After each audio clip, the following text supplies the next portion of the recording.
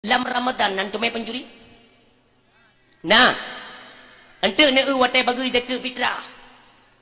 Nyawate bagi dekat fitrah, nah pencuri ben ke piah, Nyate bagi dekat fitrah, yang ke hak fakir leare.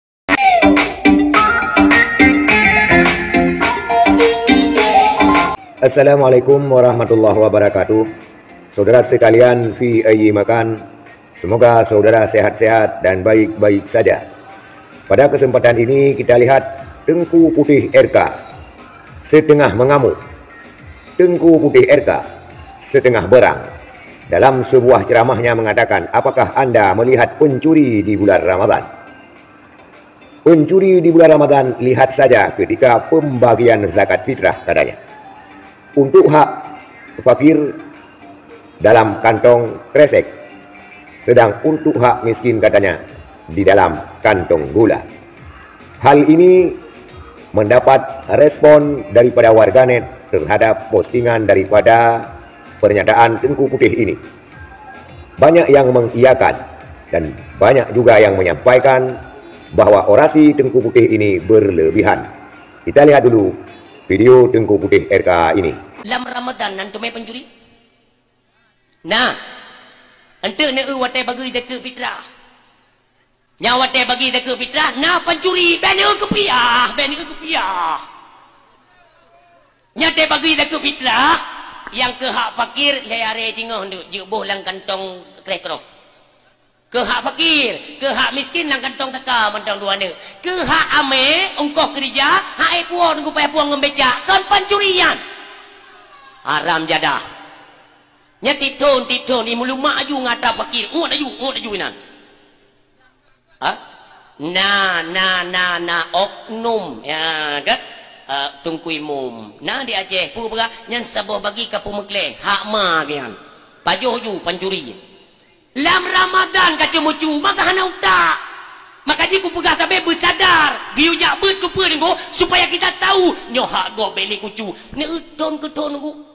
Nah orang gasin bagi dekat fitrah kebayangkan pikiran awak yang ante yang jut ke panitia ame dekat fitrah kak yang jut awak kerja yang kepada tapi keroroi itu nyonya kam ka nyan punya tempat hadaruh dalam tiro dulu mu pep sampai bungong rorea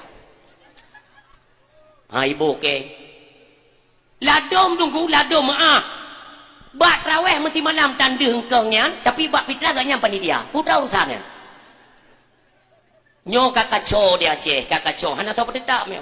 Maka lu begah badrana, ukeunyo munyo model menan lom tunggu, munyo model menan be, long aku tanggung jawab tunggu. Yang aku begahnya aku tanggung jawab.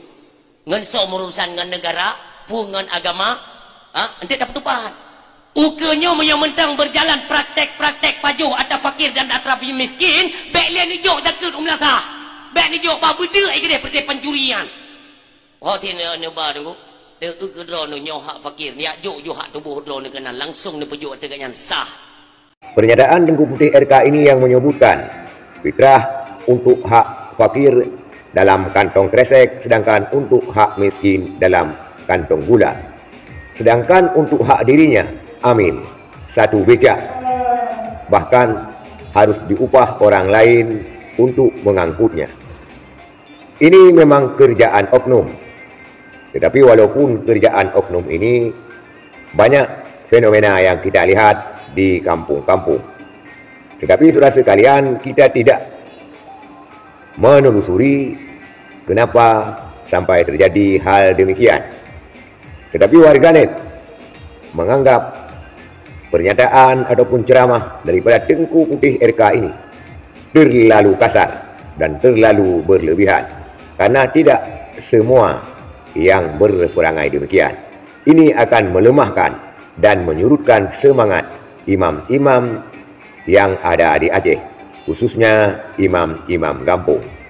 Saudara sekalian, Tengku Putih RK ini mungkin menyampaikan hal yang sebenarnya karena memang mempelajari ada oknum-oknum yang demikian.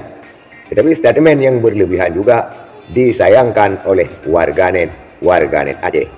Sekian, terima kasih. Assalamualaikum warahmatullahi wabarakatuh.